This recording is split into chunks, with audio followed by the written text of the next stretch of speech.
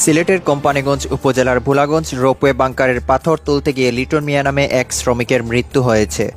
সে উপজেলার বাঘারপাড় গ্রামের নবী হোসেনের পুত্র। সোমবার সকাল ৯টায় ভোলাগঞ্জ রেলওয়ে বাংকারে এ ঘটনা ঘটে।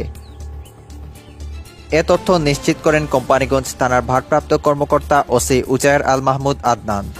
স্থানীয় সূত্রে জানা যায়, প্রতিদিনের মতো লিটন মিয়া তার দলের সাথে ভোলাগঞ্জ রোপওয়ে বাংকার এলাকায় পাথর তুলতে যান। বাংকারের স্থাপনার নিচ থেকে পাথর উত্তোলন করার সময় উপর থেকে দেয়াল ধসে তার উপর পড়ে যায়। এ সময় সে গুরুতর আহত হয়। পরে তার সাথে থাকা অন্যরা উদ্ধার করে হাসপাতালে নিয়ে যাওয়ার সময় তার মৃত্যু হয়। থানার ওসি আদনান জানান, বাংকার এলাকায় পাথর তুলতে গিয়েছিলেন তিনি। তার বাড়ি থেকে লাশ উদ্ধার করা হয়েছে। লাশের ময়নাতদন্তের জন্য Sylhet MAG Osmani medical college হাসপাতালে পাঠানোর প্রস্তুতি চলছে। পরবর্তী আইনানুগ ব্যবস্থা চলমান রয়েছে। প্রসঙ্গ যে, গত বছরের ৫ আগস্ট সরকারের পতনের পর বাংকার এলাকায় চলছে পাথর লুটের মহোৎসব। সেখান থেকে প্রথমে রোপওয়ের গুরুত্বপূর্ণ মালামাল লুট করা হয়।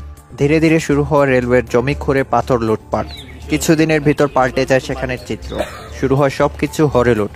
ধ্বংস হতে থাকে সরকারি স্থাপনা ও জমি। কেটে নেওয়া হয় শত শত গাছ। কিছুদিন পরিস্থিতি কিছুটা নিয়ন্ত্রণে এলেও এরপরে রাতে রোপওয়ে বাংকার এলাকা থেকে লুট হচ্ছে কোটি কোটি টাকার পাথর। মৃত্যুর সংবাদ শুনে পরিদর্শনে গিয়েছিলেন কোম্পানীগঞ্জ উপজেলার ভারপ্রাপ্ত নির্বাহী কর্মকর্তা ও সহকারী ভূমি কমিশনার মোহাম্মদ আবুল হাসনাত।